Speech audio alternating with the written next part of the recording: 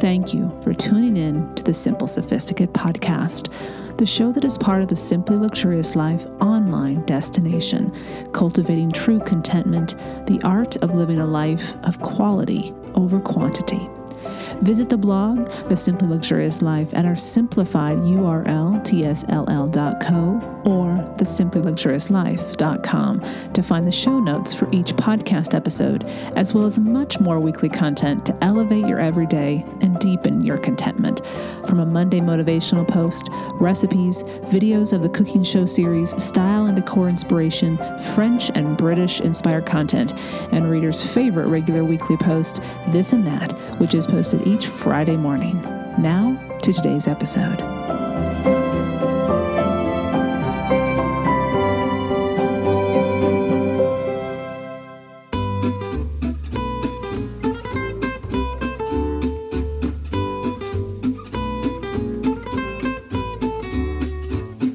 Welcome to the Simple Sophisticate podcast, where intelligent living is paired with signature style. I'm your host, Shannon Ables. And whether you're listening on your commute, exercising, working in the garden, or sitting down with a hot cup of tea or a café au lait, thank you for tuning in. Let's get started.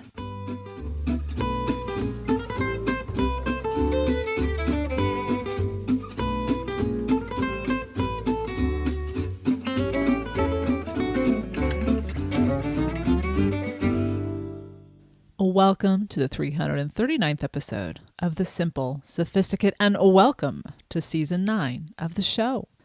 Yes, we are entering Season 9. 9 years we have been sitting down and listening and talking and engaging about how to live more consciously, more thoughtfully, elevating our everydays, and yes, creating a life that feels truly luxurious, not necessarily because of the things we have, but because of how we are approaching our days, how we make decisions, how we move through the day and appreciate so many awesome things that are around us. So it was in September 2014 that this podcast debuted, and it continues to premiere a new season each subsequent September. If you are a new listener, be sure to explore all of the past episodes located on the podcast page on the blog. And if you would like, begin with episode 1, which is the most downloaded episode of the entire show, as it details the 8 pillars of living a simply luxurious life. I want to take a quick moment to thank the more than 1,050 listeners, yes, you, from around the world who have written a review for or ranked the show on their preferred podcasting platform. I try, as you know, to share listeners' reviews here on each episode as the seasons unfold as my way of saying thank you for taking the time, for sharing what you enjoy about this show, because it genuinely makes a difference. And new and potential listeners read what you share. They take note as they find out what this show is all about. And most importantly, I know you have many things that occupy your attention, and ranking and especially reviewing takes time. So thank you very much for all of you who have already given such time and shared what you love about the Simple Sophisticate. I share on the show notes a snapshot of how many people have reviewed and ranked the show and the star rankings. And we are at nearly 4.8 out of 5 rankings with 158 ratings. So thank you so much. I am genuinely humbled and appreciative because this show has grown because of your word of mouth. So thank you. If you're listening to today's episode on the day that it was released, you're listening to it on a Wednesday.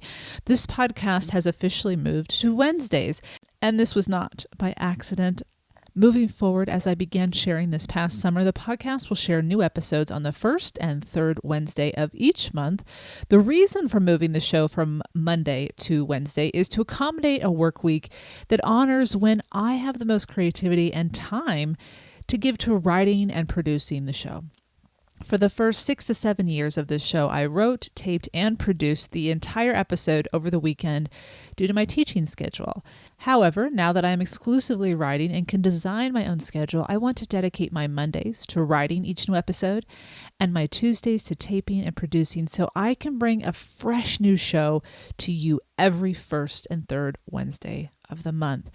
With that said, there is still inspiring content to kick off a brand new week on the blog in the form of the weekly Monday motivational post. So if you are still looking and wanting to have content to begin the week well, I understand this. I want this too. I do the same thing. I want content from writers and creators that boost the week up. And so that's part of why I wanted to change the podcast to Wednesday, because I wanted to every single week share with you a Monday motivational post, which has been something that I started when the blog began back in 2009.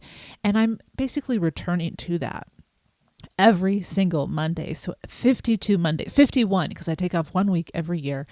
51 Mondays, there will be a Monday motivational post for you to kick off the week well. And you can start, if you'd like, by reading this week's motivational post, which is saying no to a culture of non-truths and finally finding your inner calm. And I've linked to that on the show notes. But now to today's episode, which concludes this week, as it is the first episode of the new season, with 2 petite plaisirs. So we'll end this episode with sharing of those 2, but we need to get to today's content. What are we talking about today?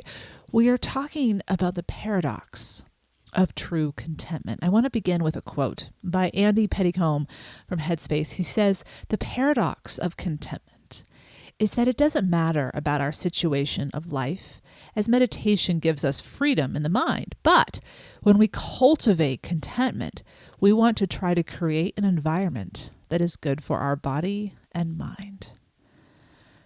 To live a life of contentment is to live a life of inner steadiness, a feeling of being grounded and self-assured. And this is not to be confused with being arrogant and all-knowing. This feeling of self-assuredness, this feeling of groundedness, no matter what is swirling around us outside of our mind, outside of our body, that is contentment. I share on the homepage of the blog and then again on the introductions page of the blog the definition of true contentment, which is not a term most people are familiar with. Happiness, yes, most people think they know what happiness is, but contentment, rarely uttered. It's a term that you just don't hear people say, and therefore it's rarely understood. And also, then it becomes something that many are less likely to understand the awesome gifts and elevation to the quality of your life that it can bring. When people ask what I do, my first statement is I write about contentment. And most people look at me with a quizzical look, like, what the heck is contentment? You mean happiness, right? And I'm like, okay, here we go. Let's break this down. But it's a learning process. And it has to start somewhere. And I've shared about this in detail in my new book. But I want to kind of break it down here. So when I was redesigning the blog this past year, and the new design, if you are a reader of the blog, it debuted in January of 2022. And I took extra time when we were redesigning to be very clear about communicating what contentment is to new and current readers, explaining how contentment, while different from happiness, is absolutely related to happiness. I like to, when I was on my book tour and during my talks, what I would do is equate contentment to being the parent and compare happiness to being the child. So if you have a strong and steady parents in your household, you're more likely to have very strong and contented and secure children. And so ultimately, the stronger and more steady your sense of contentment is, the more happiness moments you're going to have in your life to savor. So one begets more of the other, depending on the quality of your contentment. But on the blog, let me just read to you what the definition on the blog is of true contentment. You can see this with a big green banner in the middle of the homepage of the blog, or as I mentioned on the introductions page. And true contentment, here it is. Here's the definition.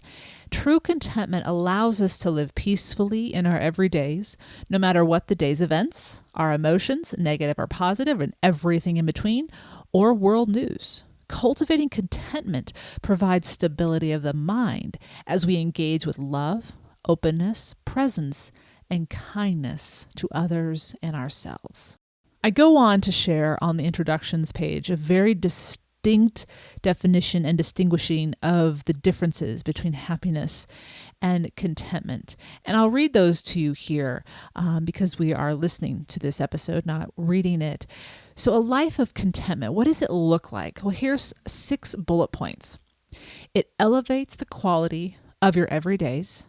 It strengthens your ability to navigate well life's difficult moments. It deepens your appreciation for the simple quotidian moments. It builds and improves healthy, respectful relationships with others and yourself. It enables you to experience more and deeply satisfying, happy moments. So that's to that point we were talking about a second ago. And it motivates you to engage fully and sincerely with life without delay, but without expectation. I was recently communicating via email with a longtime reader of the blog. She is in the middle of stepping into a brand new chapter for her education and studying abroad in a country that so many of us dream about visiting. And she's been dreaming about this trip for a long time, and I'm so excited for her. And she's just an amazing individual. But as we know, anytime we step into a new culture, and we by default, if we're not aware, we slip into having an expectation. And when jet lag sets in, initially, while we're aware jet lag will happen, we often don't realize the power of jet lag on our minds. And one of the pieces of advice I gave to her, because she reached out to me and said, whoa, things aren't exactly as I expected. And again, I know she's going to have an amazing time. But sometimes we need someone to reassure us of that. But she has the capability, I know this about her, to reassure herself. But in the throes of jet lag, it's really hard to grapple with that. And what she was revealing to me was she had expectations of how her experience was to be. And my consistent advice in my email was set aside the expectations, set aside. That's what's holding you back. It's scary to set aside expectations. But that's also where you start to exercise self-trust, openness, and an ability to be fully present. And that's why I write about mindfulness here on the blog, because it is a muscle that becomes a skill that affects positively every area of your life. You just don't know how it will help because you haven't experienced those unknown moments yet. It's when you do that you see how your strength to hold yourself in the present makes all the difference. So those are the 6 things that true contentment brings into your life. And I want to distinguish the difference between happiness and contentment. So happiness, it is a wonderful emotion. I am not speaking negatively about happiness. There's a reason why most books in the self-help section with happiness on it sell the best. It's a catch-all phrase that grabs readers. We want to feel happy. We know how that feels. It's a feeling of elation, and natural chemicals in the brain are released, dopamine, serotonin, and oxytocin. But it is an evanescent, transient emotion. And it depends on external factors beyond our control to occur. And as an English teacher, a language arts teacher, I love exploring roots, Latin, Greek, and Old English roots. And hap, H-A-P, in the word happiness, is the Old English root meaning luck or chance. So therefore, anything that causes us to feel happiness is something that is provoked by something outside of ourselves. And we should savor it and we should celebrate it, but it's not going to last forever. And it's something we do not have control over, but we can create the conditions and the circumstances for more of those opportunities. And that's where contentment comes in. So let's then separate the two. Why does understanding this difference between contentment and happiness matter? Here's the 3 reasons. When you invest in cultivating contentment within yourself, which is entirely within your control, and this is where the paradox of true contentment begins, you can navigate every day well, no matter what the external events may be. That's the first reason this matters. The second, when moments of happiness occur, you can savor them deeply without clinging, which creates stronger relationships of trust as you can convey a secure self to those you care about and love spending time with. And the third reason it makes a difference. When you have cultivated a life of contentment, you begin living in the present moment fully, which indirectly opens your life up to the potential for more happiness. Now, I have included all three of those blocks of information that are found on the introductions page in the blog. I've included them in the show notes. So if you want to take a look at those, they really simplify and break down what we just talked about. For today's episode, as we explore this paradox of contentment, I am going to zero in on the first bullet of the list that we just talked about, the difference and why it matters with regards to happiness versus contentment. When you invest in cultivating contentment within yourself, which is entirely within your control, you can navigate every day well, no matter what the external events may be. So that's what we're going to focus on today. That's how the paradox plays out, or where the paradox plays out. But first, let's make sure we're all on the same page as to what a paradox is. Now, as a rhetorical teacher or a teacher of rhetoric, we would teach all these different rhetorical terms every single year. And this is one of the most fundamental ones to know. And it is simply a seemingly contradictory statement that involves two or more ideas that initially you say, that's not possible. There's no way. They can't exist simultaneously, but then you look further, you investigate further, you examine further, and this actually does state a truth. Okay, there's so many of them out there, and it requires of you, the reader and the listener, to examine them critically with a critical mind through the rhetorical lens and find out if indeed there is truth there. And here is the paradox of true contentment. It begins and requires that we begin with becoming a student of mindfulness. And I've provided a link to my mindfulness category page because it details specifically what mindfulness is. Mindfulness begins through meditation, of which there are many ways to practice. And I've linked to a page that lists all the different ways you can practice. You don't have to be sitting down to meditate. You can practice walking meditations, and there are many other styles. So be sure to find one that suits you. When you start to meditate regularly, you begin to gain more awareness of your thoughts, and are then, with consistent practice and time, i.e. patience, you begin to step away objectively from your thoughts and assess them rationally, noting why they arose, what needs are not being met, etc. Because you become a more honest student of yourself.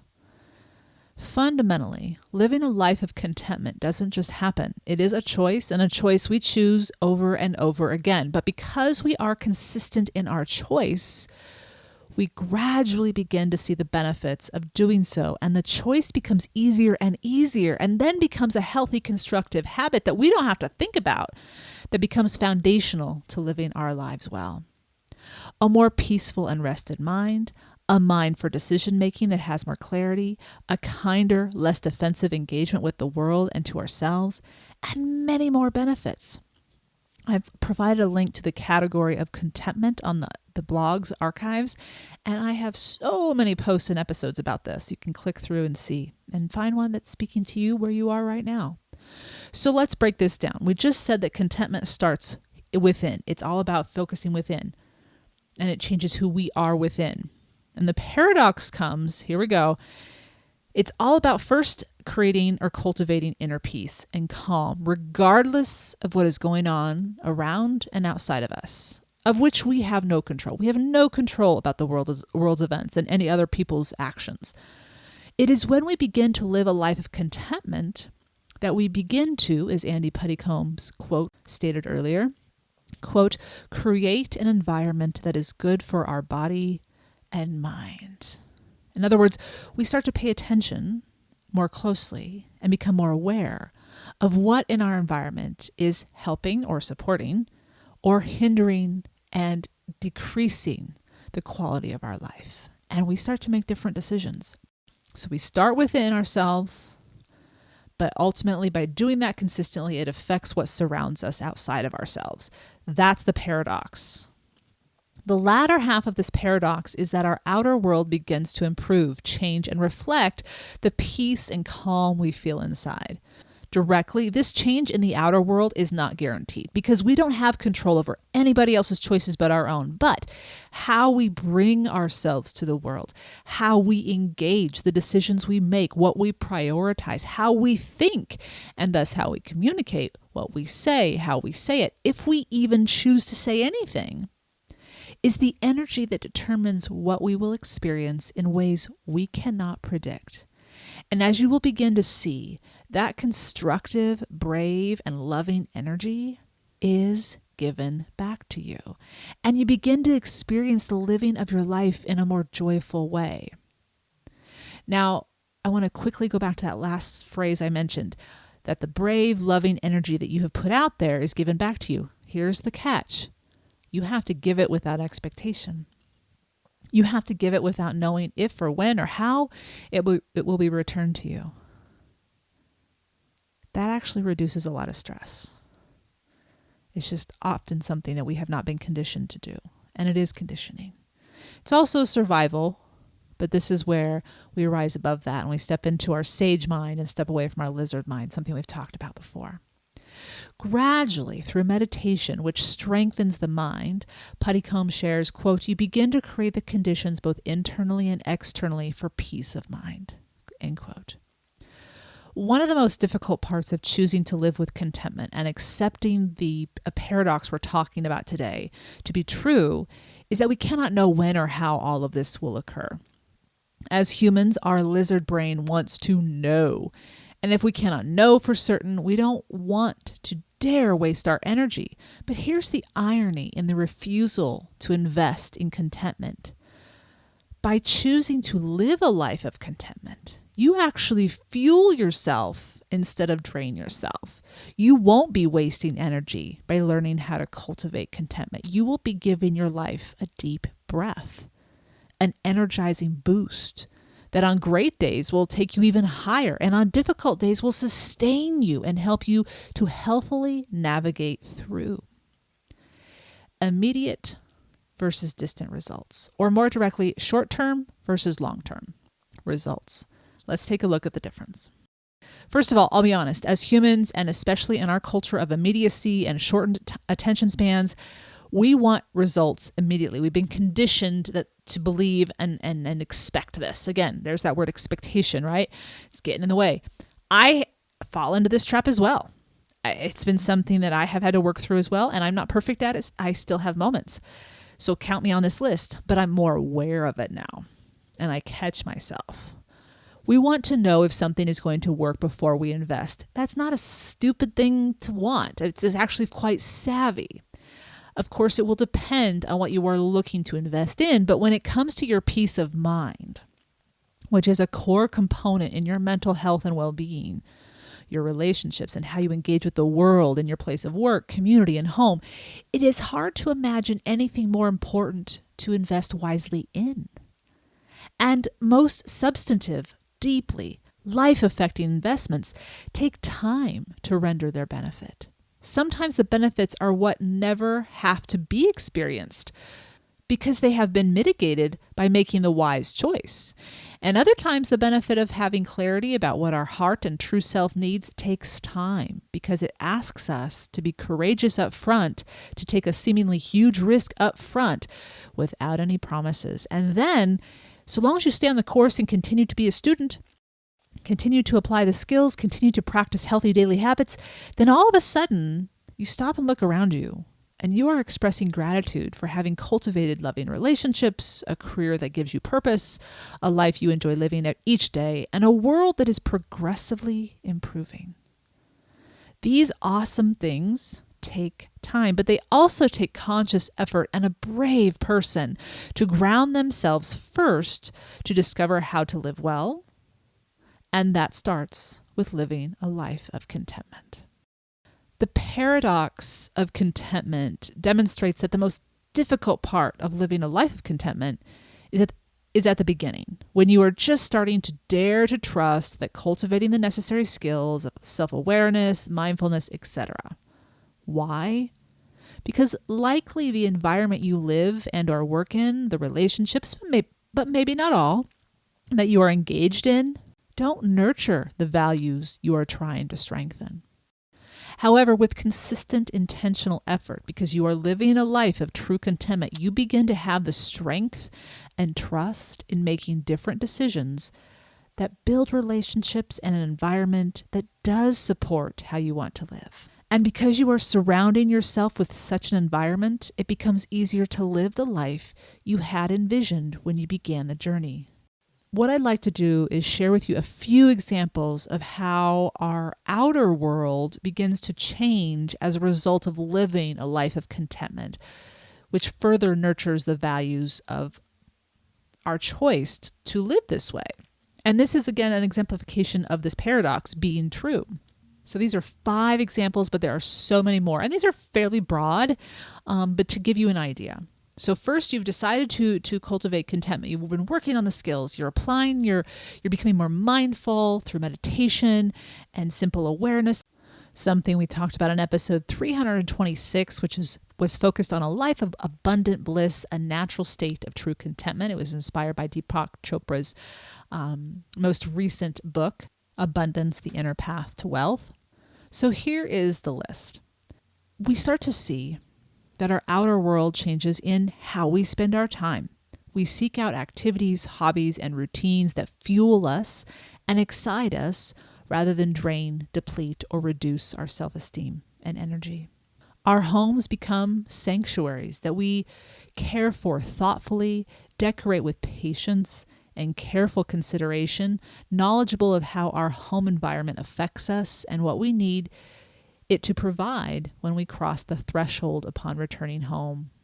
The third example, because we have set boundaries, fewer people in our lives violate them. And if they do, we are less stressed because we know how to clearly set them and walk forward with or without them, depending upon whether they honor what we can or cannot do. In other words, we don't dwell on this, someone pushing our boundaries, because we are quicker and more aware of someone pushing our boundaries. So we then set it down fairly soon as we recognize it, and we don't pay it any mind because we know what's best for us. We trust ourselves more, and we want to honor ourselves because we know the value in doing so. The next change you will see is that your hobbies and your job or career will become more fulfilling. Because we are honoring what lights us up, have been courageous in honoring our true selves, and taken risks to explore, step toward what piques our curiosity, we start to really enjoy both our personal time and our work time because of choices we started to make through being more aware of what we needed. And some of those decisions may not have been easy. And in that too, we become more appreciative of where we now are. And the last example is that our relationships, the ones we have either kept or chosen to step into, are richer and more loving and uplifting because we have the energy and the courage to be brave and loving with our words and actions, our time, and our valuing of our loved ones' needs, as well as being clear about our needs and bravely communicating and lovingly listening, which eliminates resentment and builds trust that the relationship, whether it's romantic or platonic, is mutually consenting and truly loving, rather than being constraining and limiting. So those are just some examples that by choosing to do the inner work, by choosing to become mindful and creating this life of contentment, you can't predict the changes that are going to occur outside of your world, but you can because of the choices you make and the person you bring to those moments. You start to see different results around you. And you start to create a life that is full of things to be truly grateful for. As we step into a new season, and in many ways a new year with September, unofficially of course, but for me it always has been like a new year. As I shared in Monday's motivational post, while it takes time to see the benefits we consciously wish to welcome into our lives, it seems that far quicker than we might predict, the beauty of our days and life present themselves, and we are experiencing them every day in everyday moments.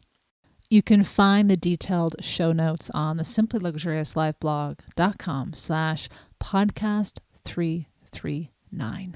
I want to thank you for tuning in to today's episode and the topic of the paradox of true contentment.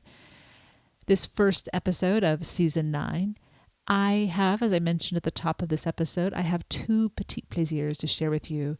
And look for a brand new episode, which will be episode 340 on Wednesday, September 21st.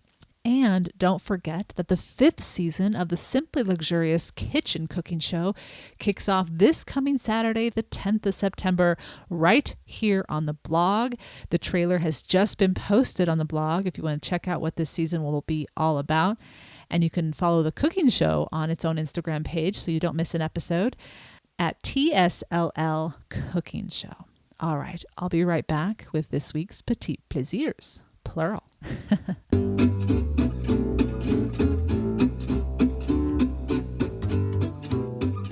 All right, so as I mentioned, I have 2 Petit Plaisirs for you. And if you follow the podcast on its exclusive solitary Instagram account, the Simple Sophisticate podcast, you can follow that. I'll only share information that has to do with the podcast. I always share the Petit Plaisir image on there as well. I try to delay it about 24 hours from when the episode is first aired, just to give you the opportunity to tune in and be surprised, enjoy discovering as you're listening what it is. I've had readers request that. I'm going to continue to do that, but you can always see what the Petit Plaisir is, obviously on the blog, but then also on the Instagram account for the podcast. And that's something I don't share on my main Instagram account, the Simply Luxurious Life, the Petit Plaisir. All right, so the first Petit Plaisir is a book, and I'm going to be speaking to fellow dog owners, doggy mamas and papas out there. I've been inspired to just really dive deeper into becoming an even better doggy mama to Norman. And a new book came out earlier this year called The Forever Dog: Surprising New Science to Help Your Canine Companion Live Younger, Healthier, and Longer. After reading this book, feel as though this book should be passed out to free to anyone who is even thinking about being a dog owner. It's just invaluable. And it's simple. These are simple things that we can do. We just didn't know. It's if you're ignorant of this stuff, it's because how would you know some of this stuff? You just wouldn't until you were taught them. But this book is by Rodney Habib and Dr. Karen Shaw Becker. And ultimately, there's about, there's 400 pages here. So it's a resource. And I am keeping this book in my kitchen library because the predominant point that the authors try to point out is that it is what your dog eats that will determine its longevity. There are many other factors. You obviously have to give it love and attention and just fundamentally water. So I'm not just talking about food here, but my point is the reason I'm keeping it in my kitchen library is because I want to be reminded of the food that Norman can eat and why it's beneficial to him and how can I incorporate it into his diet. They also talk about all sorts of things in our homes and in our gardens and yards to either remove or mitigate. Myself being a gardener, I've been an organic gardener. I don't use any pesticides or anything like that. But there is some clear findings about all sorts of things that, if a dog is exposed to this, they have more, they are more affected by it even than humans because they're closer to it, because they're on it with both paws, feet, nose. I mean, they're just in it on the lawn or the dirt or whatever it might be. And it does affect them. And there are health hazards that happen, whether it's causing cancer or anything like that. These are things that when we start to think about them, it's like, well, of course I wouldn't want my dog to be exposed to that. And there's so many more things I want to talk about with this. I could go on, but I know not everyone's a dog owner. So I want to wrap it up and just encourage you to check this book out. Is our mental health and how we handle our stress levels directly affects our dogs. this will come as no surprise to you if you're a longtime listener of this show. If it affects other people, it will affect our dogs. And I think that's something, if you are not entirely motivated to figure out how to de-stress your own life for yourself, then figure out or use your motivation for the benefit of the people in your life, whether it's your dogs, your children, your spouse, your family, whatever. And in my case, it's my Mr. Norman, and was, as you know, my Mr. Oscar, who lived nearly 17 years. We miss him dearly, but we know we had a long, lovely time with him. Anyway, so, but it's a very easy book to read. It's very clear. They talk through the history of canines and human beings. I actually purchased this book many, many months ago, and because I was just still grieving, I couldn't really start reading it yet.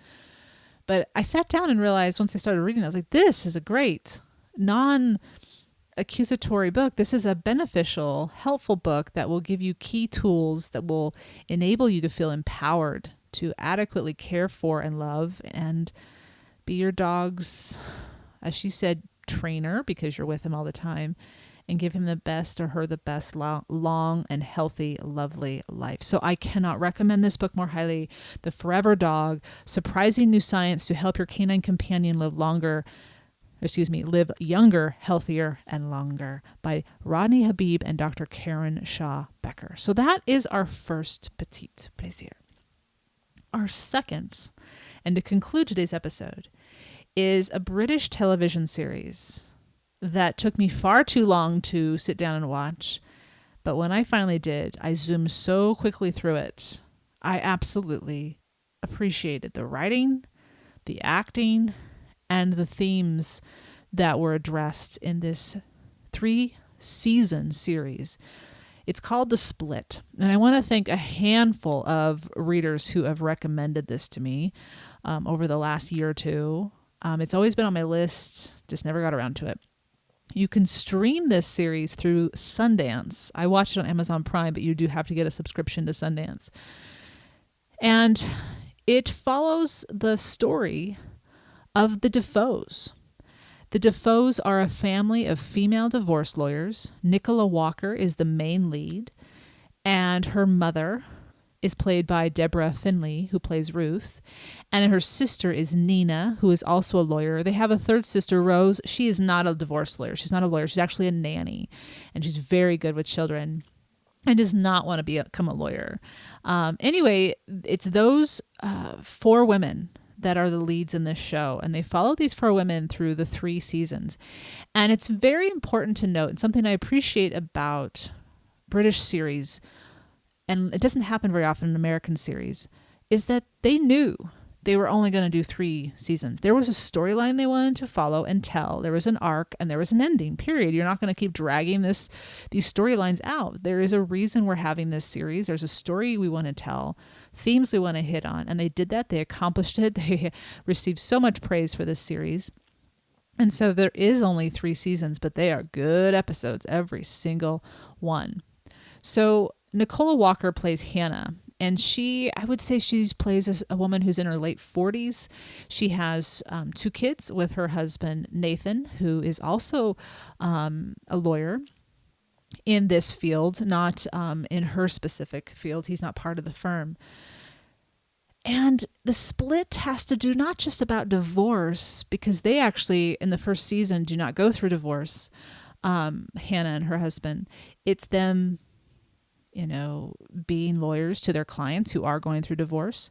It's the split of relationships and understanding of figuring out how to navigate through, the different chapters in people's lives and why things split, why we are fissured, and why separations have happened. And I'm not talking necessarily in marriage. This is a constant theme through many different subplots, and it's just brilliantly done. I'm going to stop talking and just let you listen to the trailer. Here's the trailer for season 1. And again, there are 3 seasons.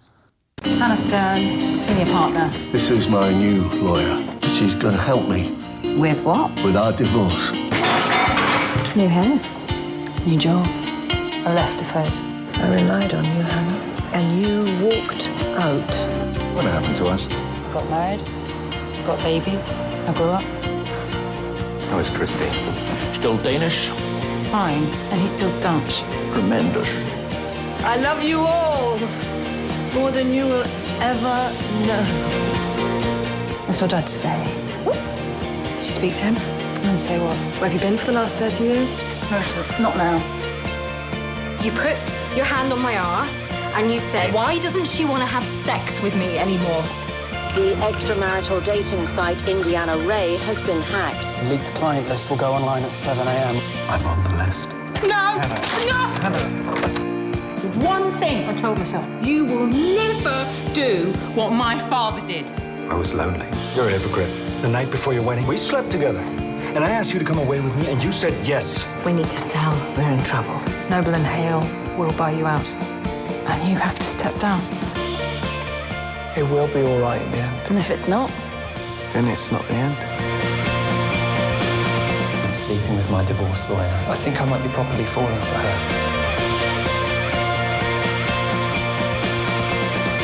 When you've worked it out, please just come back.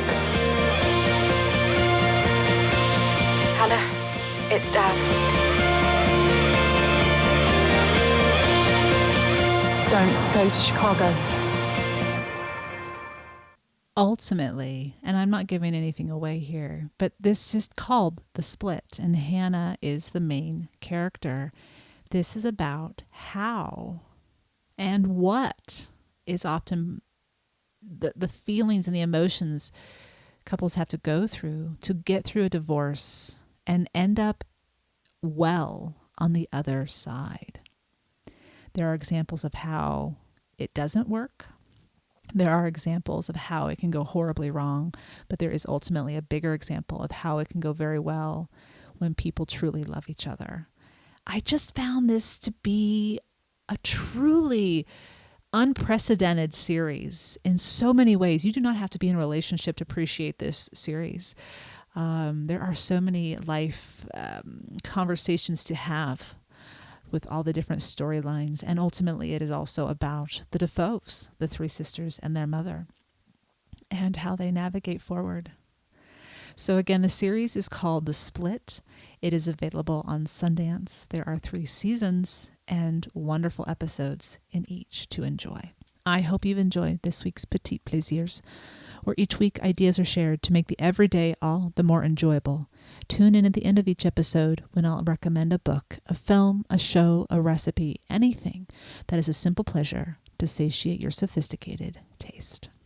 As we wrap up this first episode of a brand new season, I want to thank you so much for tuning in, bringing along the show wherever you are in your day, whether it's at work, at home, walking, gardening, whatever you enjoy doing and where you can tune in. Thank you. On your commute, traveling, just thank you so much. I want to conclude with a review that was recently posted by Amber, who wrote, "In love, 5 stars. I absolutely love listening to and learning from your episodes. I downloaded one of your books on Audible and will be listening to that as well. Thank you for all the excellent work you put into your show." Thank you, Amber, for taking the time to share your review. It means so much more than you could ever know. Until Wednesday the 21st, do stop by the blog and check out what is available to explore and be motivated by as you dive into this brand new season. Bonne journée. Thank you for tuning in to the Simple Sophisticate podcast, where intelligent living is paired with signature style. For more ideas and inspiration throughout the week, visit the blog The Simply Luxurious Life with the shortened URL tsll.co. And to welcome Simply Luxurious Living into your everyday life, be sure to check out my new book, The Road to Le Papillon, Daily Meditations on True Contentment, which was just released in March 2022 and became a #1 bestseller in France Travel and a #1 new release in France Travel in all 4 formats: hardback, paperback, audio, and ebook. For more in-depth exploration of how to cultivate your own unique, simply luxurious life, be sure to pick up my first 2 books. Each are available in hardback, paperback, ebook and at Audible for audio listening. The first is titled Choosing the Simply Luxurious Life, and the second, Living the Simply Luxurious Life. Readers can now join the more intimate Simply Luxurious Life international community by becoming members of the blog, which provides ad-free unlimited reading and access to exclusive content such as each month's A Cup of Moments video chat, tours of my home, Le Papillon, the regular monthly post, What Made Me Smile, and Saturday Ponderings, as well as the opportunity to enter all of the giveaways during French and British weeks. To stay caught up on all things Simply Luxurious, the podcast, blog post, and the cooking show, as well as receive exclusive news and an extra dose of inspiration to jumpstart your new month, subscribe to the Simply Luxurious Life's free monthly newsletter, which arrives on the last day of each month. And there's a weekly newsletter, a favorite of listeners and readers, which is also free and arrives each Friday to keep you caught up on the recent weekly posts on the blog. Enjoy with a hot cup of tea or a cup of morning coffee and stay in the know about all things Simply Luxurious. Thank you for tuning in today. To be alerted to new episodes and when they become available, follow on Instagram, the Simple Sophisticate podcast, and only the news about this show will be shared. Until next time, I'm your host, Shannon Ables. Bonne journée.